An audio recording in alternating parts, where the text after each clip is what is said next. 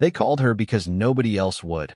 Watch Eliza Kern, a lone counter-sniper, take down entire ghost teams in a pulse-pounding real-time hunt. From baited kill zones to a deadly duel at dawn. 10 enemies fall in 72 hours as she outthinks, outwaits, and outshoots the best. They called me because nobody else would do. Name's Eliza Kern. 32. Sniper, counter-sniper, hunter of ghosts. You wouldn't look twice at me walking down the street. Average height, average build, dark brown ponytail tucked under a cap. The kind of face that blends into crowds and doesn't raise alarms. That's by design. Makes it easier to be invisible when I need to be. I was running low-light drills in the Mojave Basin when the call came. Blackbird drone overhead, encrypted drop, single-use relay. They wanted me at Fort Overwatch by dawn. The mission was top secret, high priority, and urgent. That meant trouble, and likely dead bodies if I said no. By the time I walked into the operations briefing, the air already reeked of tension.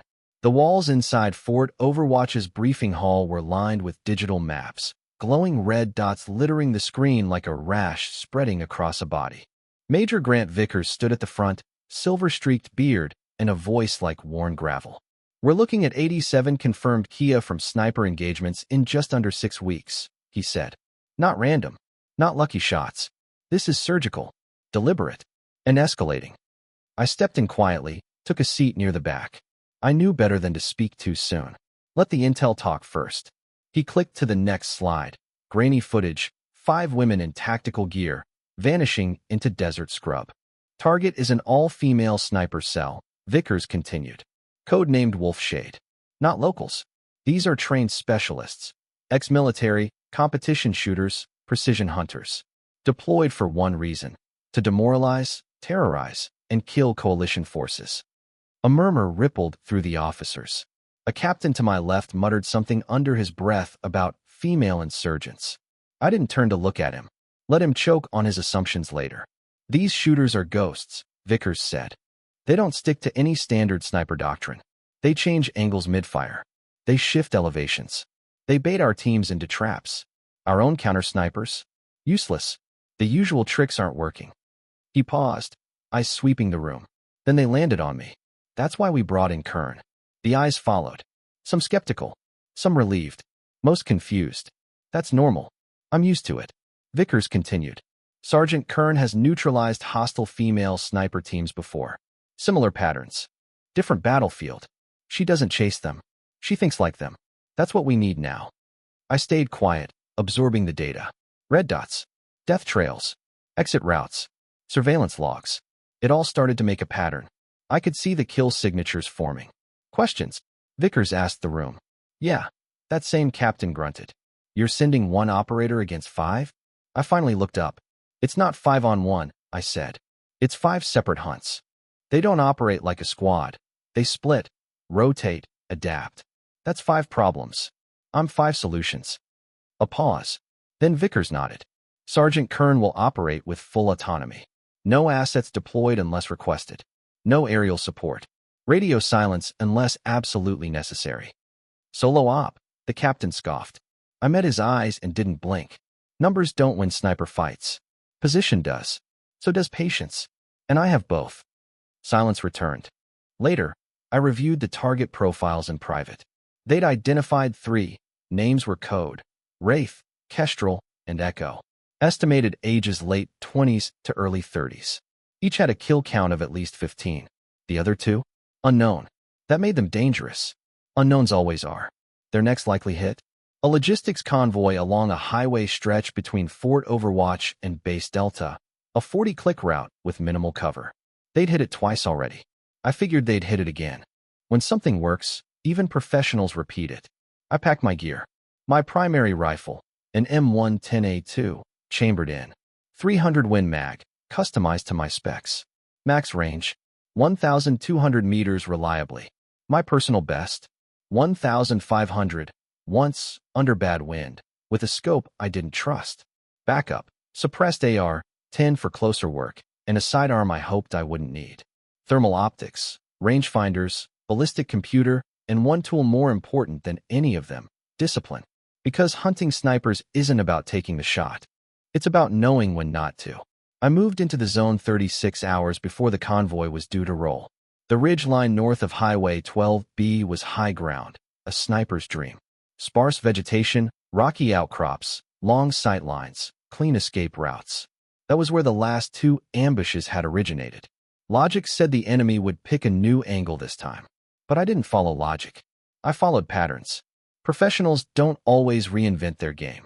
They return to what works, especially when they believe no one's caught on. I chose my perch carefully. It offered a view across a 2-kilometer stretch of road, flat, vulnerable, and deadly if approached wrong.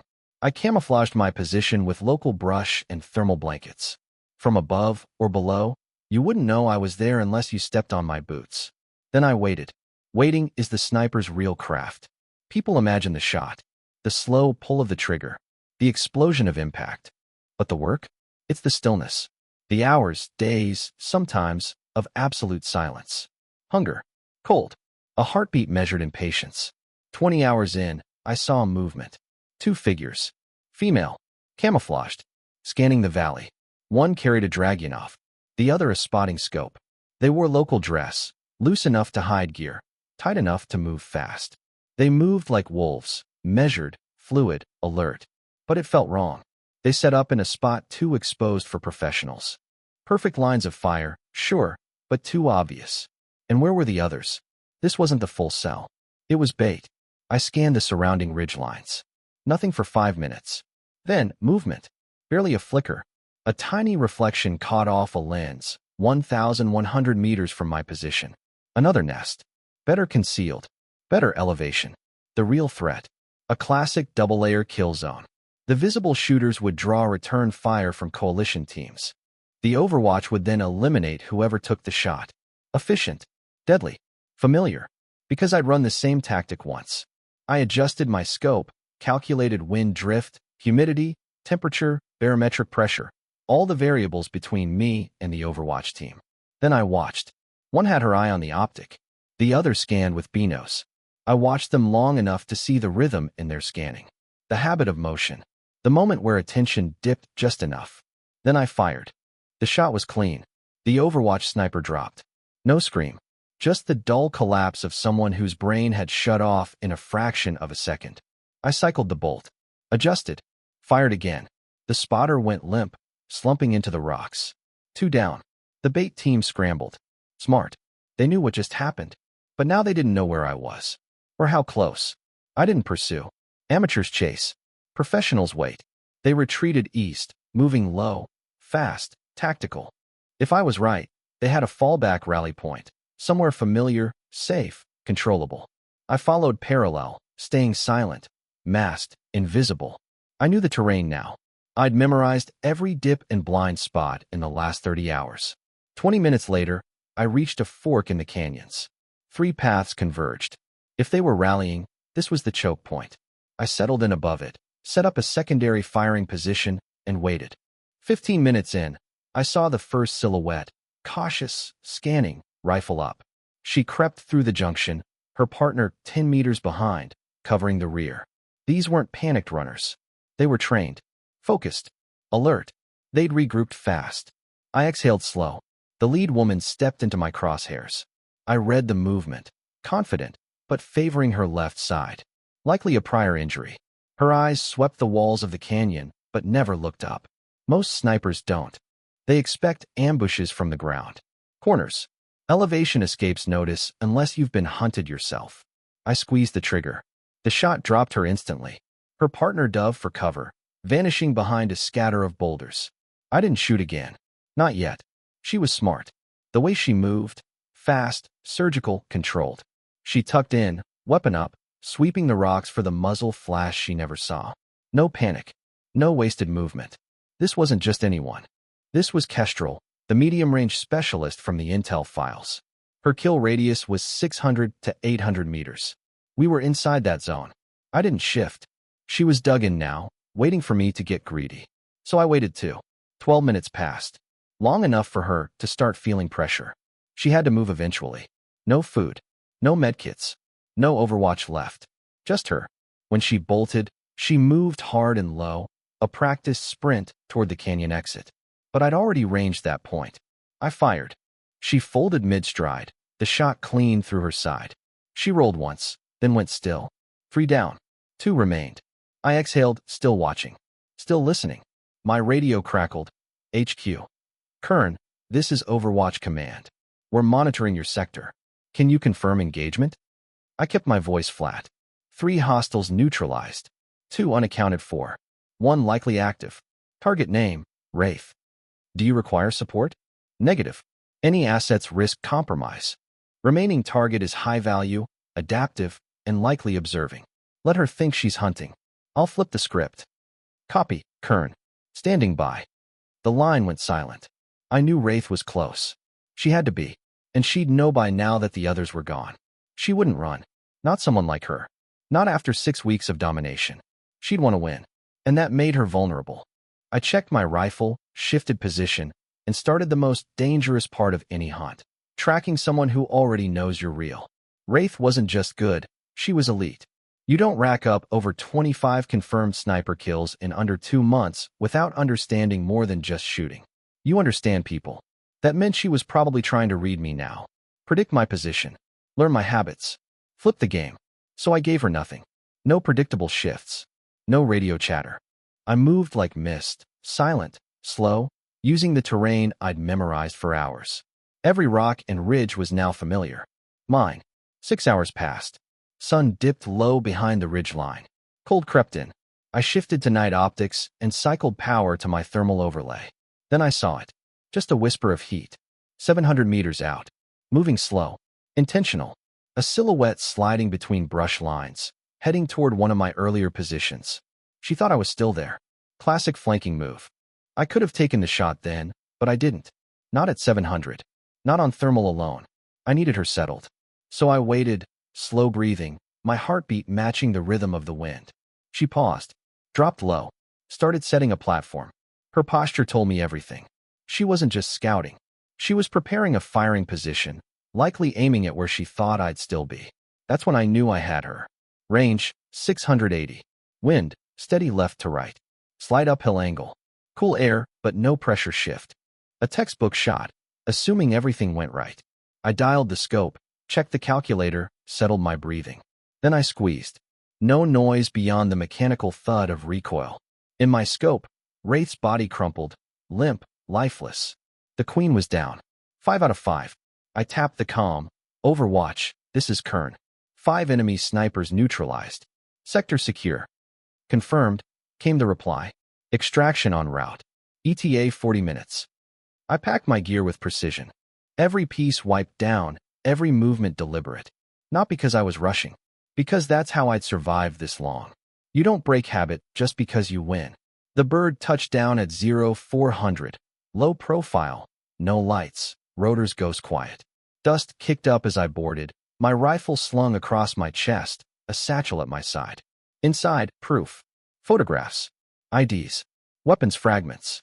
Everything HQ would need to confirm the job was done. The flight back to Fort Overwatch was short, but not quiet. In my head, the whole op replayed in fragments. The decoys. The Overwatch kill team. Kestrel's precision escape sprint. Wraith's final mistake. Every shot had meaning. Every position told a story. That's what made counter-sniper work so different. It wasn't about how fast you could shoot. It was about how well you could read someone's mind. Major Vickers was waiting on the pad. Still in uniform, no coat despite the chill. The moment I hit the tarmac, he nodded. 5 in 72 hours. That's a new record. They were good, I said. But they had patterns. Everyone does. He studied me a moment. You make it sound mechanical. It is. Once you know how they think, it's just execution. I handed him the satchel. You'll find everything in there. Gear caches. Position logs. Confirmations. You don't even look tired. I've been more tired watching paint dry. He smirked, just barely. You've got admirers, Kern.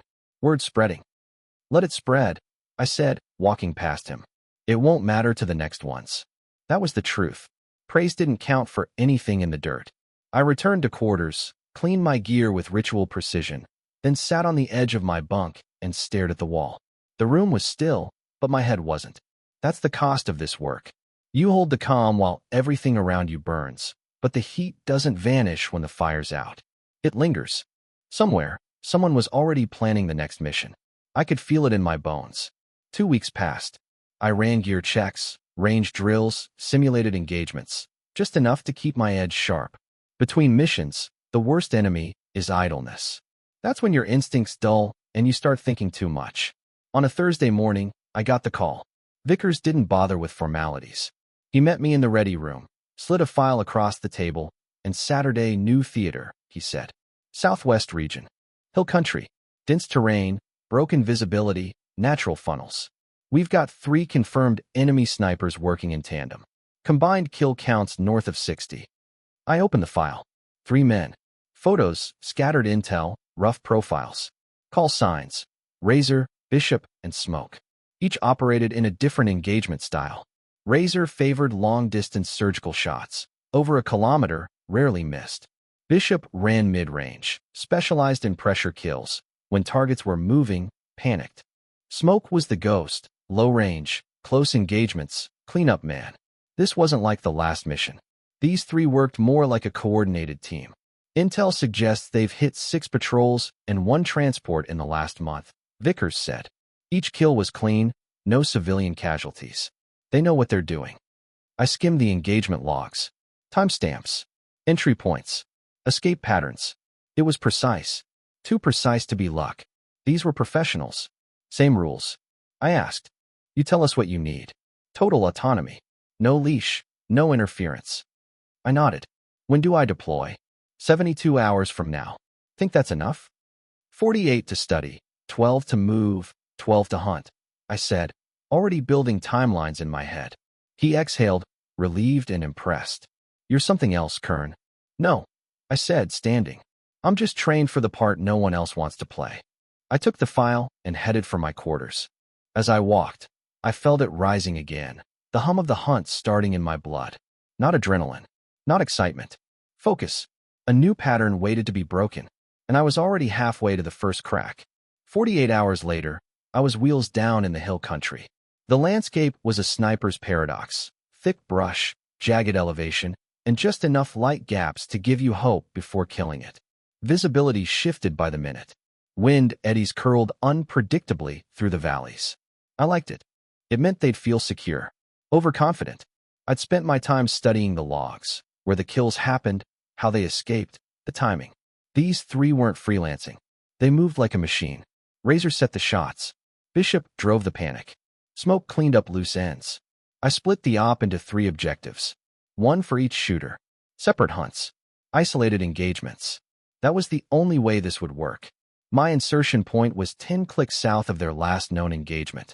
A narrow saddle between 2 hills that overlooked the probable exit path of a recent patrol ambush. The wind was strong up there. Not ideal, but Razor liked long shots. That meant elevation, distance, patterns. I found what I was looking for 2 hours after setting up, an old hide, collapsed brush, broken stalks underfoot. Not fresh, maybe 3, for days old. But it told me something. He liked this spot. They always did. The good ones. Once a position delivers, they bookmark it in muscle memory. I didn't wait there. That'd be amateur. Instead, I moved northeast, opposite slope, half a kilometer off axis. It gave me a mirrored angle, ideal to watch him return to his comfort zone. Then I waited. Cold. Still. The wind whipping across the rocks like a reminder that this job rarely feels warm. At 0400, a figure appeared. Lean build. Long rifle. Slow, measured movements. Scanning. Kneeling in the same place I'd mapped. Razor. He never saw me.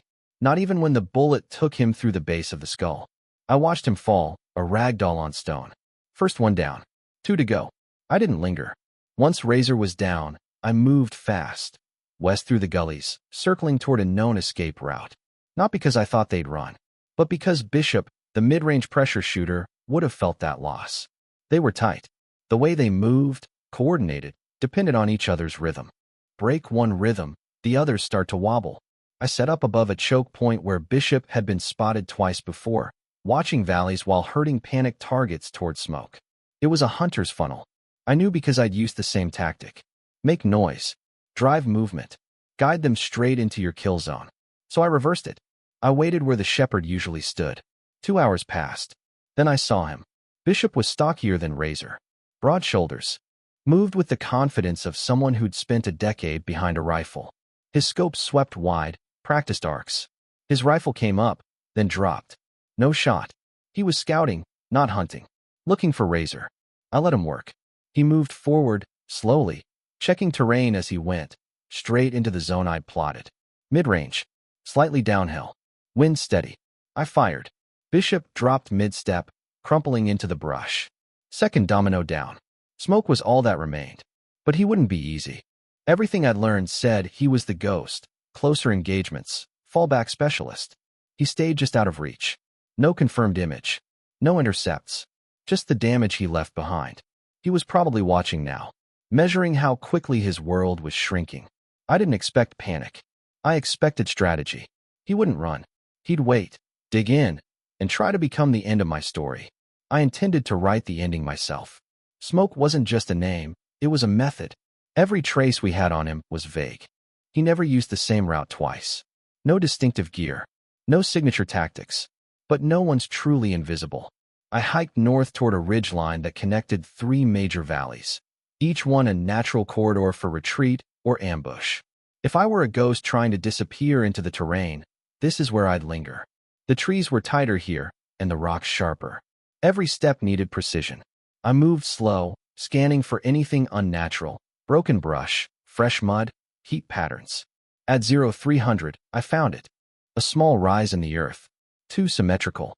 Too clean. It was a hide, recently used.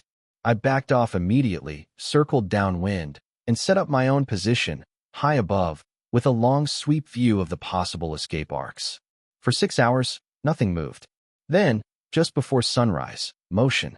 He emerged like a wraith, cloaked in camouflage netting, dragging a rifle almost as long as his frame. Tall, agile, and absolutely calm. He scanned slowly, but not like he was searching. More like waiting. Listening. I stayed frozen. He sat, knelt, adjusted something near the base of his hide. Then his head turned slightly, just a few degrees, but enough. He knew I was there.